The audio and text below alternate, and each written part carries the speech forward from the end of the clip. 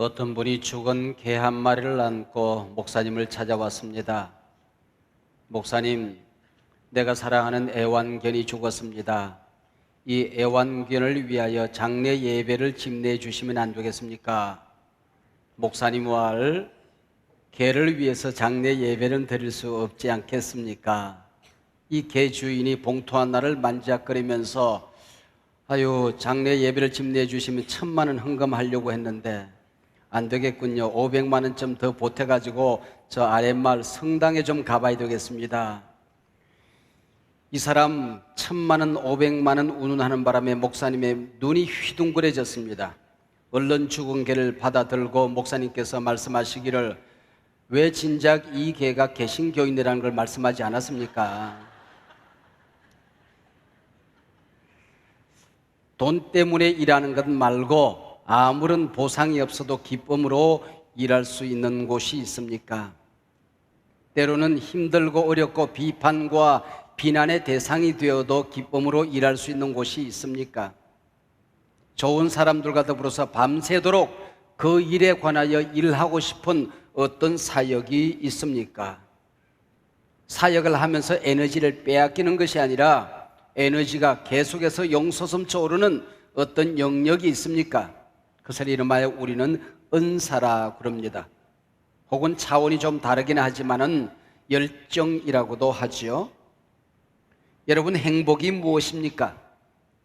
누군가를 미치도록 사랑할 수 있다고 한다면, 누군가로부터 사랑받는다는 확신이 있다면은 그는 행복한 사람일 것입니다. 그리고 기쁨으로 봉사할 수 있는 장이 있다고 한다면 그나마 행복한 사람일 것입니다. 그래서 오늘 설교 제목이 쓰임받는 행복, 쓰임받는 행복입니다. 한 젊은이가 꽃가게에 들어왔습니다. 꽃 한 송이를 사서 꽃가게 주인에게 물었습니다. 이 꽃을 선물하는 내가 행복할까요? 꽃을 받는 내 애인이 행복할까요?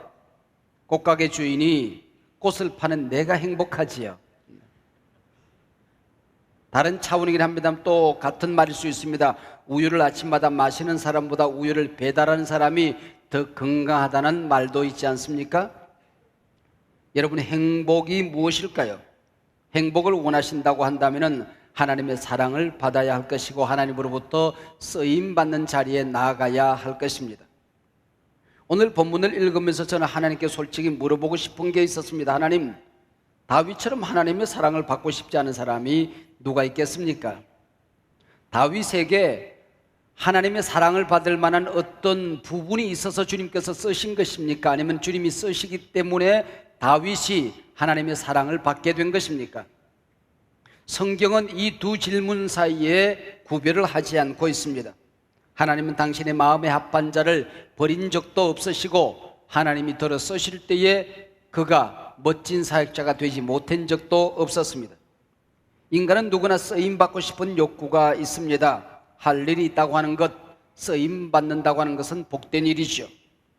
일찍이 루소는 말했습니다. 이 세상에 사람은 두 번 태어난다. 한 번은 존재하기 위해서 태어나고 다른 한 번은 일을 하기 위해서 태어난다. 인간은 누군가를 섬기기 위해서 이 땅에 살아간다라고 얘기를 했습니다. 하나님을 섬기고 교회를 섬기고 세상을 섬긴다고 하는 것은 우리가 이 땅에 살아가는 존재의 목적이기도 합니다. 바울은 말했습니다. 우리가 주께 감사함은 나를 충성되이 여겨 내게 직분을 맡기심이니, 섬길 수 있는 교회가 있고 일터가 있다고 하는 것, 사역이 있다고 하는 것은 감사한 일이죠. 그러나 사역자가 되었다고 다 하나님 앞에 쓰임받는 것은 아닙니다. 하나님의 사역은 지식이 있다고 되는 것도 아니고 경험이 있다고 되는 것도 아니고 돈 바친다고 되는 것도 아니고 더더구나 이름 주어졌다고 되는 일은 아닙니다. 하나님의 일에 대한 비전과 열정이 있어야 됩니다. 왕이 되었음에도 불구하고 버림받은 사람이 있고 쓰임받는 사람이 있습니다. 오늘 성경 말씀에 버림받은 사람의 대표로 사울 왕을 들고 있고 쓰임받은 사람의 대표로 다윗 왕을 들고 있습니다. 오랜 후에 있었던 사도 바울의 설교 중에 이런 내용이 나옵니다. 사울을 폐하시고 다윗을 왕으로 세우시고 증언하여 이르시되 내가 이새의 아들 다윗을 만나니 내 마음에 맞는 사람이라 내 뜻을 다 이루게 하리라. 하나님께서 내가 다윗을 쓰겠다 말씀하십니다. 하나님은 어떤 사람을 버리시고 어떤 사람을 쓰실까요? 잘나고 똑똑한 사람을 쓰실까요? 많이 배워야 쓰실까요? 하나님께서 다윗을 쓰신 첫 번째 이유는 대단히 역설적인 이야기입니다마는 다윗이 약자이기 때문에 하나님께서 그를 썼다 하는 것이 성경의 증언입니다. 오늘 사무엘상 16장에 보면은 사무엘이 하나님의 명령을 받고 이새라는 사람의 집으로 갑니다. 이새는 7 아들을 목욕제게 시키고 몸을 거룩하게 한 다음에 사무엘 선지 앞에 차례대로 지나갑니다. 7 아들이 다 지나갈 때까지 하나님의 응답은 내가 택하지 아니했다 하는 것입니다. 다윗은 이새의 아들 8형제 중 막내로서 아버지도 그에게 별 기대를 가지고 있지 않았던 것 같습니다. 그래서 왕이 될 면접시험에 막내 다윗은 빠져 있었습니다. 사무엘이 묻기를 네 아들이 다 여기 있느냐? 이새의 대답이 16장 11절에 기록되어 있습니다. 아직 막내가 남았는데 그런 양을 지키나이다. 여기 오늘 성경에 막내라고 하는 이 말은 단순히 형제 서열상 막내라고 하는 말만은 아닙니다. 오히려 다윗은 집안에서 약자로 인정받던 사람이었다고 하는 것이죠. 근데 하나님께서 그를 쓰셨다 하는 것입니다. 세상은 언제나 강자순으로 씁니다. 하나님은 막내를 선택했습니다. 하나님의 기준과 사람의 기준은 같지 않았고 하나님의 뜻과 사람의 뜻은 달랐습니다. 하나님 앞에 쓰임받기를 원하면 우리가 약자임을 기억해야 됩니다. 사울 임금이 버림받은 이유가 바로 여기에 있습니다. 사울은 자기 자신의 한계를 몰랐습니다. 왕이면 제사장이 하는 제사 집례를 못할 것이 뭐 있어? 내가 승리했는데 그래서 갈멜산 꼭대기에 성전 기념비를 세우는 것입니다. 이렇게 교만한 사울을 하나님께서 패하셨다고 하는 것입니다. 11절 막내가 남았는데 그는 양을 지키나이다. 이 말씀을 이해하기 위해서는 상상력이 필요합니다. 막내가 하나 있기는 합니다만은 걔는 아니에요 그 말입니다. 아버지만 그렇게 생각한 것이 아니라 그 형제들도 그렇게 생각했습니다. 막내야, 우리 집안에서 왕이 나온대. 형들 다녀올 테니까 형들 없는 사이 양을 잘 지켜야 된다. 예, 형들 다녀오세요. 아버지와 형들만 그렇게 생각한 것이 아니라 다윗 자신도 나는 약자라고 생각했습니다. 나는 아니다라고 생각했죠. 여기 약자란 지는 사람을 말하는 것입니다. 가정에서 이기겠다고 덤비는 사람이 미련한 사람이라지요. 교회에서 이기겠다고 덤비는 사람이 제일 미련한 사람입니다. 하나님은 그런 자를 버리시고 지는 자를 들어 쓰시는 겁니다. 내가 약할 때 하나님이 강하게 쓰십니다. 내가 져줄 때에 이기는 신비가 있습니다. 내가 낮아질 때 하나님은 나를 높여주십니다. 이 영적인 비밀은 참 신비한 것입니다. 아직 막내가 남았는데 그는 양을 지키나이다. 두 번째 우리가 주목해야 될 사실은 양을 지킨다 이 말입니다. 이세 아들 가운데 왕이 나온다면 다윗도 관심을 가지고 쫓아왔을 법도 한데 다윗은 자신의 양을 지키고 있었습니다. 묵묵히 자기가 맡은 일에 충성을 다하고 있었단 말입니다. 하나님의 일은 높은 것 낮은 것이 없습니다. 귀하고 천한 것이 없습니다. 자신이 맡은 그 자리에서 최선을 다하면 하나님이 기뻐하시는 것입니다. 성경에서 하나님이 쓰는 사람들은 언제나 자기 일에 성실한 사람들이었습니다. 요셉은 감옥에서 감옥을 섬기는 감옥의 총무로 성실을 다할 때 부름을 받았습니다. 사무엘은 이스라엘 백성들이 아무도 성전을 지키지 않을 때에 이 어린아이가 성전에 불을 밝히고 혼자 기도하고 있었습니다. 하나님 무서워요. 아무도 여기에 오지를 않아요. 근데 저는 이곳을 지켜야 돼요. 제사장이 이곳에 나를 맡겨 놓았어요. 저는 이 성전을 지키는 거예요. 사무엘아, 사무엘아. 이스라엘 백성 아무도 성전을 지키지 않는 그 자리, 어린아이가 성전의 기도의 자를 지킬 때에 하나님께서 그 어린아이를 불러서 쓰셨던 것입니다. 엘리사는 밭을 갈고 있을 때에 베드로는 고기 한 마리 잡히지 않았음에도 불구하고 밤새도록 그물을 던지고 또 던질 때에 하나님께서 그를 들어 쓰셨던 것입니다. 특별히 양을 치고 있다고 하는 이 말에는 영적인 의미가 있습니다. 모세가 미디안 광야에서 장인 이드로의 양을 치고 있을 때 불러서 이스라엘이라는 양떼를 몰아서 가나안 땅으로 가라 명령했습니다. 어린 다윗이 양떼를 치고 있을 때에 이스라엘은 이후 양떼를 잘 지켜서 통일 왕국을 이루도록 하나님이 그를 불러주셨던 것입니다. 하나님 오늘도 자신이 맡은 자리에서 최선을 다하는 사람을 쓰십니다. 하나님께서 무식한 사람을 쓰십니다. 무능한 사람 쓰십니다. 죄 많은 사람도 회개하면 씁니다. 그러나 책임감 없는 사람, 성실하지 못한 사람은 쓸 수가 없는 것입니다. 어린 양을 지키나이다. 우리 각자는 하나님 앞에 어린 양입니다. 먼저 자기 자신을 잘 지켜야 됩니다. 하나님 앞에 쓰임받기를 원하는 사람들은 자기 영성 관리를 잘 해야 됩니다. 하고 싶은 얘기가 있어도 자기 언어 관리를 잘 해야 됩니다. 그리고 내게 맡겨준 사람들 관리를 잘 해야 됩니다. 그 사람들과 관계를 깨뜨리지 말아야 됩니다. 인간 관리가 잘 되어 있어야 된다는 것입니다. 하나님은 자기 동생을 지키기는커녕 동생을 해친 가인에게 물었습니다. 내 동생 아벨이 어디 있느냐? 내가 내 동생을 지키는 자니까. 그렇다. 너는 네 동생을 지켜야 된다는 것이 하나님의 말씀입니다. 우리 먼저 믿는 사람들은 우리 교회 동생들을 잘 지켜야 됩니다. 하나님께서 우리에게 어버이로, 아버지, 어머니로 우리를 세워주셨으면 우리 영적인 동생인 우리의 자녀들을 잘 지켜야 됩니다. 이 교회 공동체, 가정 공동체를 천국 공동체로 잘 지켜야 될 사명이 우리에게 있는 것입니다. 우리는 우리의 가족, 목장 가족, 믿음의 가족들을 잘 지켜야 됩니다. 우리 가족을 천국으로 만들고 우리가 몸담아 신앙생활하는 교회를 천국으로 만드는 것은 어떤 교회를 만들었는가? 천국 심판대 앞에 우리 보상의 바로메타가 되는 겁니다. 회사든 교회든 첫째는 믿고 사람을 맡길 수 있어야 됩니다. 둘째는 돈을 믿고 맡길 수 있어야 합니다. 여기에 낙제받은 자는 하나님 앞에서 낙제자입니다. 하나님의 심판대 앞에서 심판의 기준이 무엇입니까? 뇌게 맡겨진 작은 일에 충성했느냐 하는 것입니다. 착하고 충성된 종아, 네가 작은 일에 충성하였음에, 이것이 상급의 기준이었습니다. 바로 여기에 다윗이 하나님으로부터 쓰임받은 이유가 있었습니다. 그가 양을 지키나이다. 형들이 다 떠나간 그 빈자리에서 혼자 양을 지키고 있었습니다. 교회 구석구석 사역에 빈자리가 보입니까? 여러분이 교회에 빈자리가 보이면 그곳이 하나님의 부름이 있는 곳입니다. 교회에 빈자리가 눈에 보이면 그 자리에 내가 서도록, 그 자리 내가 감당하도록 내 눈에 보여주신 것입니다.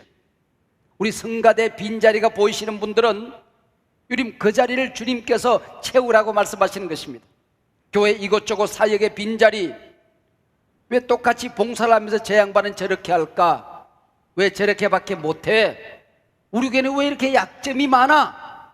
바로 그 자리가 여러분의 사명의 자리입니다. 형들이 떠나가 빈자리 된 그 자리, 다윗이 지켰습니다.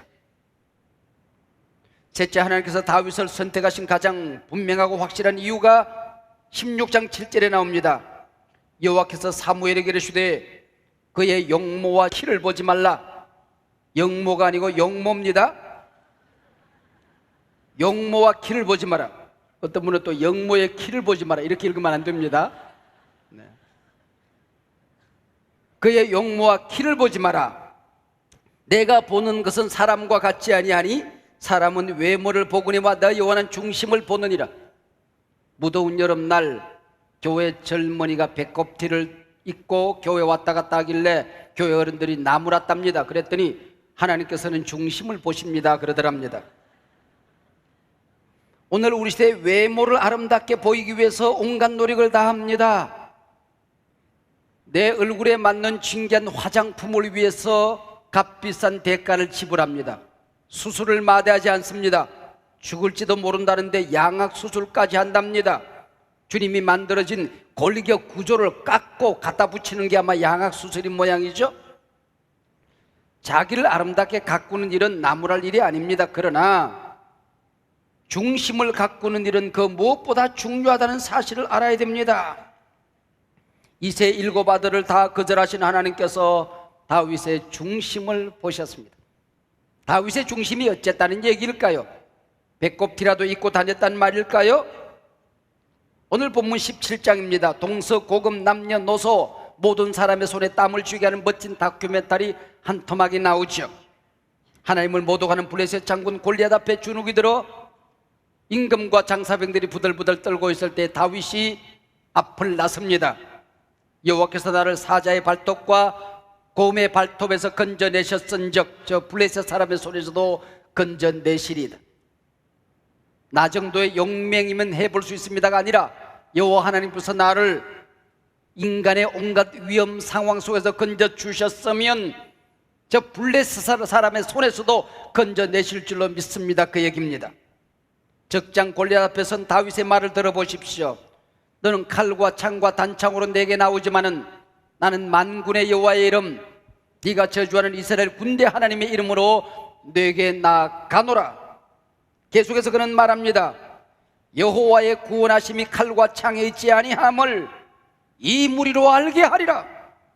전쟁은 하나님께 속한 것인즉 그가 너희를 우리 손에 붙이시리라. 할렐루야. 다윗의 중심에 뭐가 있었어요? 하나님의 이름이 있었어요.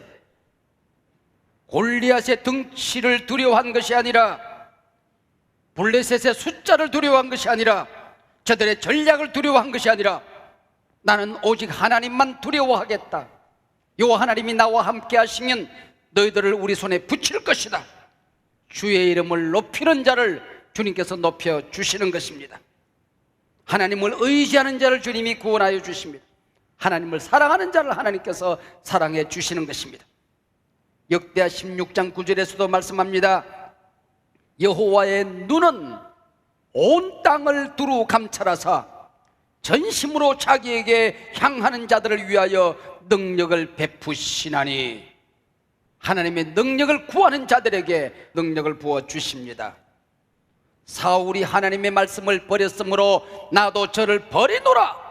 그러나 다윗이 하나님의 이름을 높였을 때에, 하나님의 말씀을 소중히 여겼을 때에 나도 저의 이름을 높이고 저의 삶을 소중히 여길 것이다. 할렐루야. 조엘 코메스키라는 분이 전 세계 목자 교사들 가운데 열매가 있는 사람들을 연구조사했습니다.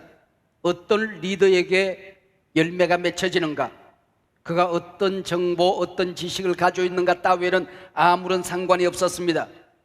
얼마 많은 경험이 있는가, 얼마 많은 은사가 있는가, 신앙의 경륜이 얼마인가, 교회 직분이 무엇인가 따위에는 아무런 상관이 없었습니다.